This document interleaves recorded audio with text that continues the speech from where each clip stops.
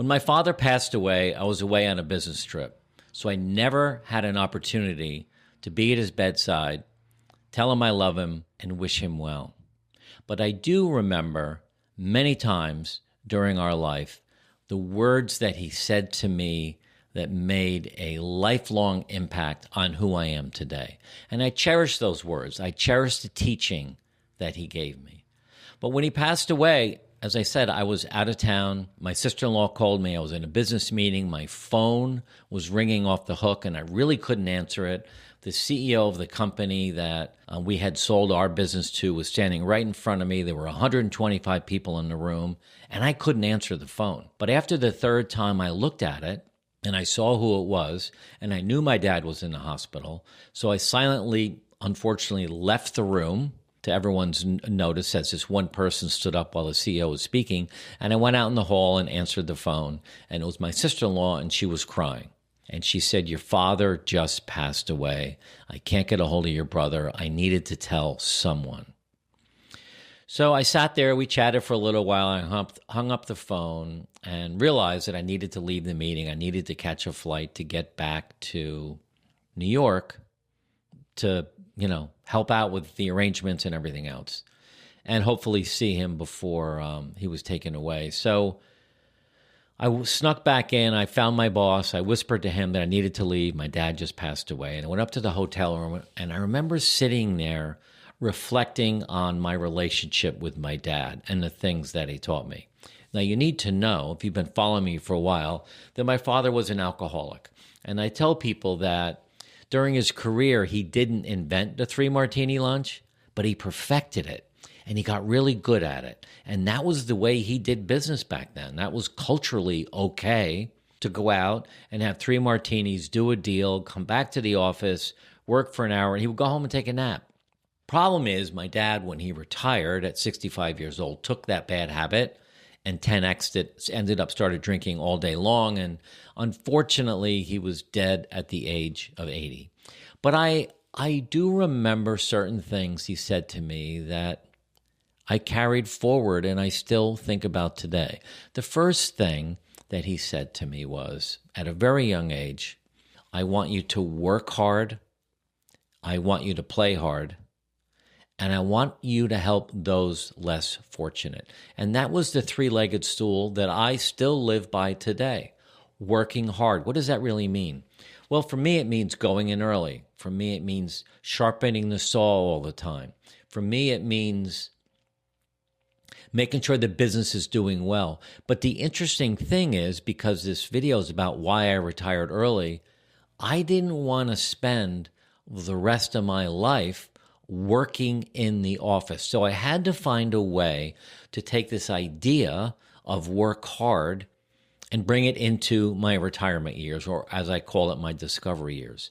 So after I sold the company and after my father passed away, it was a few years later that I realized I needed to get out of the business. It wasn't serving me well anymore. I was working for a large public company, and I wanted to do something different.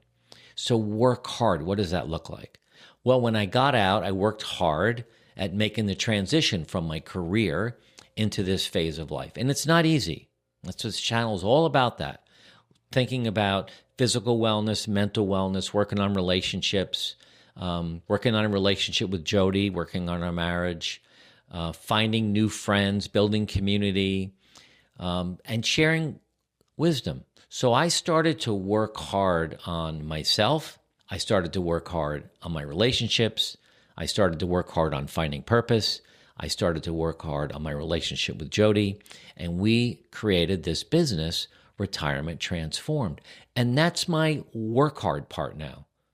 So I knew I had to leave, and I knew I wanted to retire, but I didn't want to retire into nothing.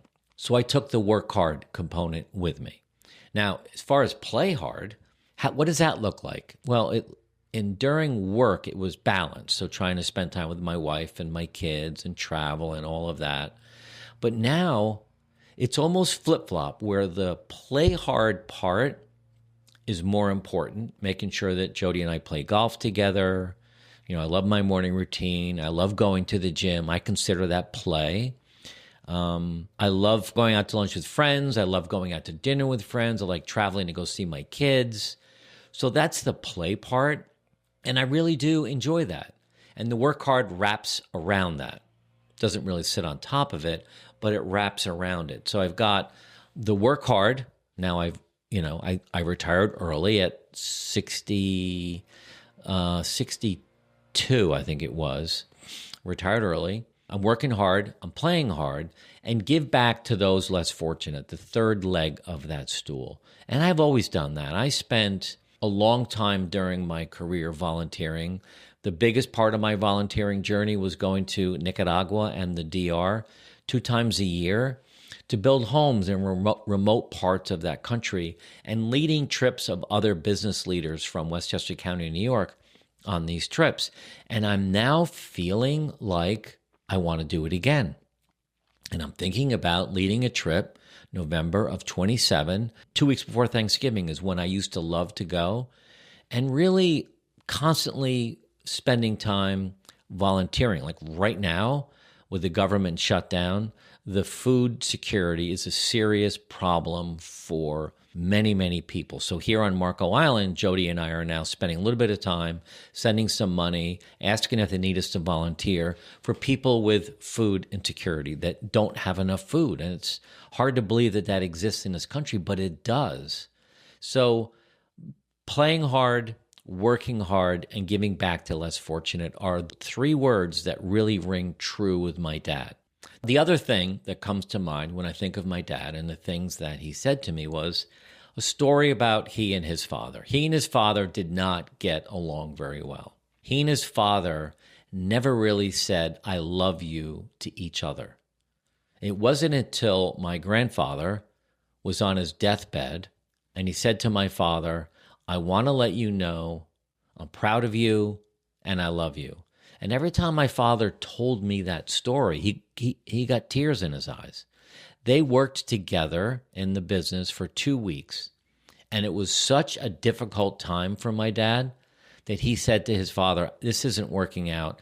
I'm going to go do my own thing." So my father went to New York City, and he started selling life insurance, and he sold life insurance for 10 years. And it wasn't until 10 years later that his father called him up and said, "Hey, I'm going to retire. And would you like to buy the business?" So my dad said, "Sure." So my dad bought the business from his father, and his father retired the next day. There was no transition. There was no, "Let me help you out." There was no training, no encouragement. So they had this funny little relationship. So what rings true in my head is my dad must have said, "I love you" to me and my brother and sister and my mom 100 times a day. It's almost like he overcompensated for that. And he would always tell me how proud he was. Even though he was an alcoholic, even though we had problems in our relationship once in a while, he would always fit that in. And that to me, I don't know if that really made me retire earlier, but it made me retire differently. I am a loving, kind person like my mom, and I love to tell people I love them. I'm a hugger. I like to hug people. I'm not afraid of doing that. But this love part is so important. Now, I spend a lot of time with my kids and Jody's kids and their partners, so there's 12 of them, telling them how much I love them, telling them how proud I am, but more importantly, how proud they should be of themselves because of all that they've done. You know, to go through life and not have people nurture you and hug you and say they love you must be hard. And I think back on my dad, it must have been really hard for him to have a mom and a dad that weren't the loving, kind type. And I remember as a grandchild, they were not the loving, kind type. My mom's parents were amazing. I mean, they loved me and hugged me and told me how much they appreciated when I was around. And it makes a difference. So now in this stage of life, I'm spending a lot of time sharing the love. And it makes a difference to me, and it makes a difference to those who receive it. By the way, this is a heavy topic, and I want you to get the free journaling guide that's down below in the notes. I think it's really important to be able to spend time and write down your thoughts. So the way to do that is get the free journaling guide that's in the notes below, and it'll really help you get started writing about some of the thoughts that are on your mind. Okay, let me go into some questions that my team put together on this topic from people that follow us on YouTube. All right, hi, I'm George. I'm 67. I lost my dad young. How do you process that kind of regret without letting it define you? Well, clearly that has to be a hard thing. You know, my dad lived to 80. I fully intend on living to 90 or 100 because of the way I take care of myself. He didn't take care of himself.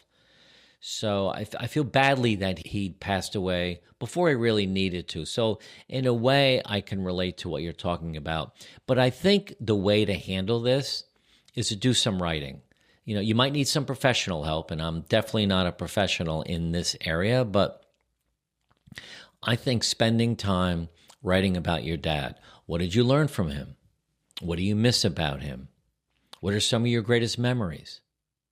If he were alive today, what would you talk to him about? And I think if you start writing like that, I think you'll start to find that you'll feel closer to him, and you'll be able to realize that the best part of you, the best parts of him are still inside of you. I feel that way with my parents.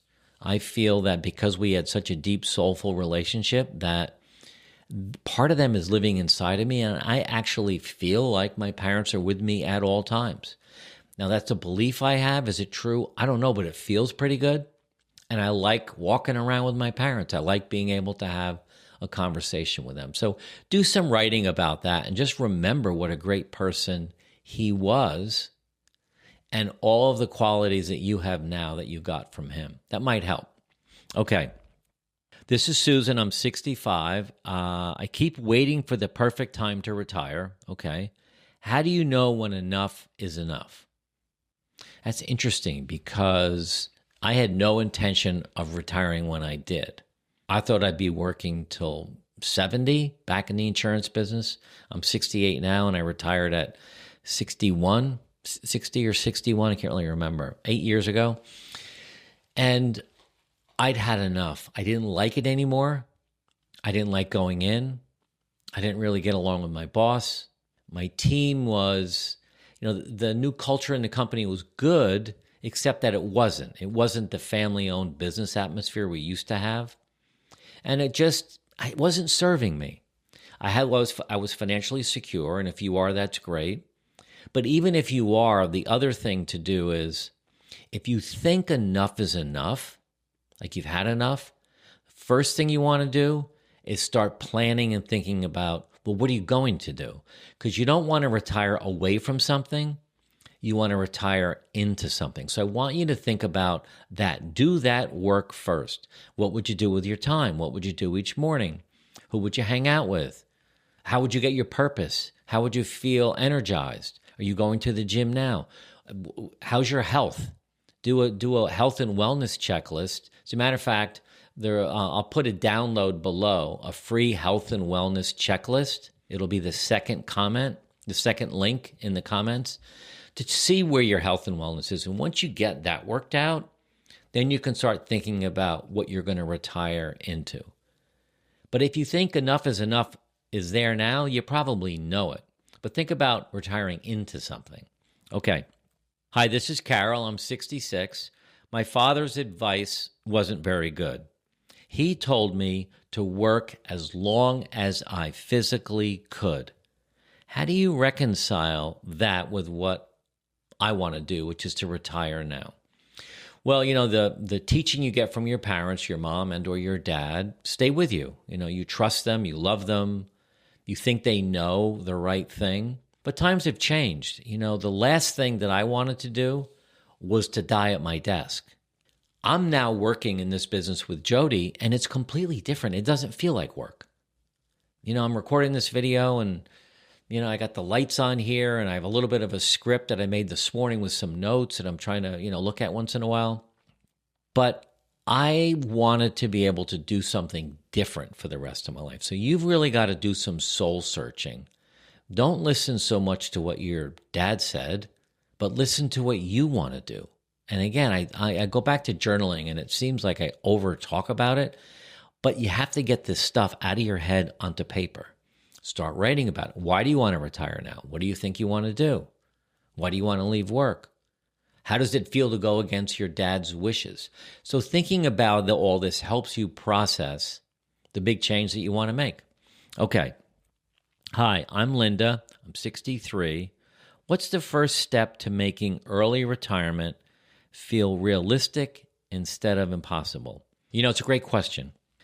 How do you make early retirement feel realistic instead of impossible? So when you say impossible, what are the impossible things that you're facing? Because it's not impossible. It certainly is possible, but do you have your finances in order? Is your health in order? Do you know what you're going to retire into? What's it like leaving your job? Where are you going to live? Are you going to downsize? There's a lot of things you need to think about, and it becomes overwhelming. So break it down into small components. What does it look like to leave your job? What's that process? Pick a time and stick to that. And then start building your new life and what that's going to look like. I'm a big fan of still continuing to work. If you like what you do, maybe you can talk to your current boss or company and say, I want to work part-time.